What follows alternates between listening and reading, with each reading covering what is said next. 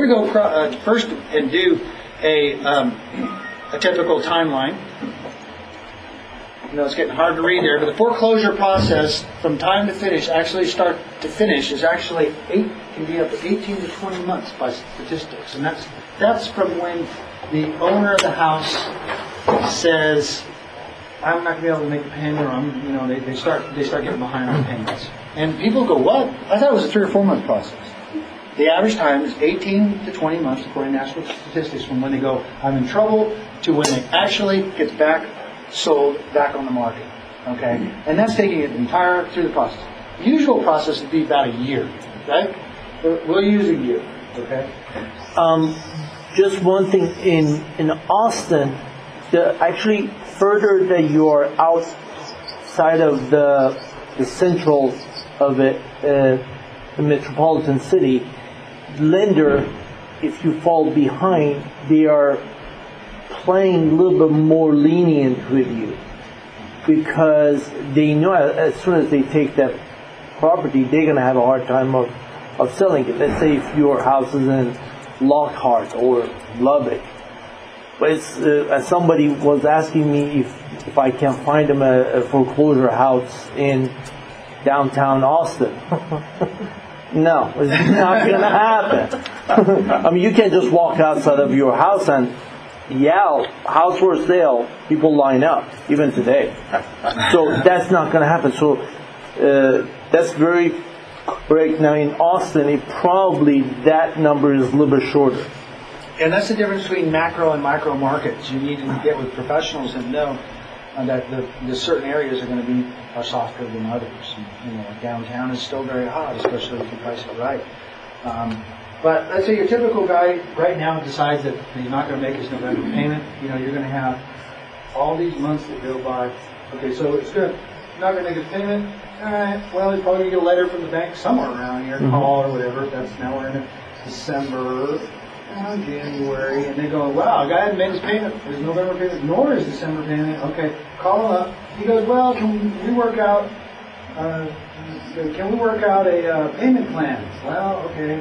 March, April. Well, okay, we're gonna just reduce your payments for a while. March, April, May, and then okay. Well, June, July, September, October, November, December.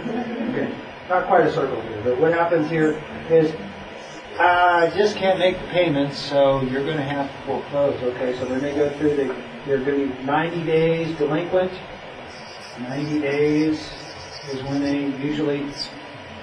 They file the notice of default. Notice of default. Okay, and then they've got so many days, and then you have your notice of sale.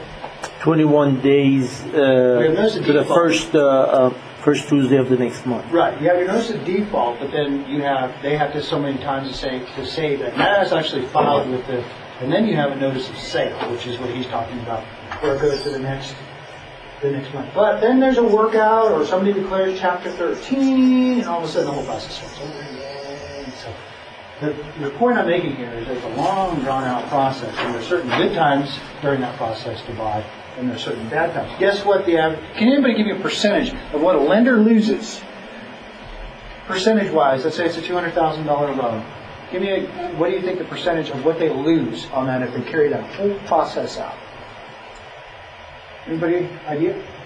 From start to finish, they'll lose 40%. 40. $80,000 it costs them. What about that process if a person does fall behind and is close to that, and they're making partial payments and or working with the company or whatever? Yeah, does that prolong it too? We're gonna cover some of that here. So your typical scenarios, you've got this process that goes on.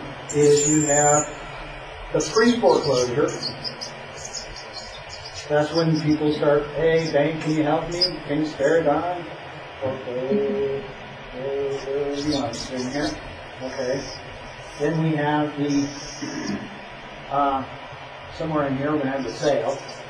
That part, probably the foreclosure part. Okay. And then we're going to have that sale. The REO. Yes. Okay. So within this I've decided I'm not making the payments anymore. Usually call a realtor up and go, "I need all the money I can get out of it because I'm letting it go." So they price it above the market. right? Instead of prices below the market, where they should be, good counselors, and, okay. So they price above the market, okay, and they probably owe, here's the value, and here's the loan amount, they probably owe, because of those wonderful subprime loans or 100%ers, they probably owe the zero total move-ins that are no longer available. Okay, not a whole lot of equity anyway, so we've got to pay the realtor, we've got to pay the fees. You got to price it high because I'm not going to come out with any money. Is this a good deal? Right? I like to use most. That's what's called short sale. Right. Well, this is the puts on the market for, and then finally they get behind, and then we go to the, okay, well, let's do the short sale.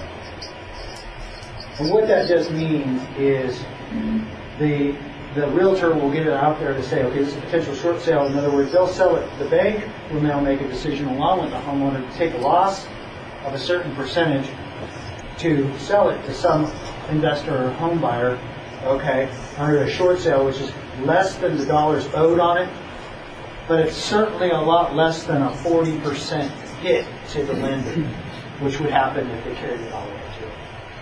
Okay, so short sales, in essence, are supposed to be good for everybody.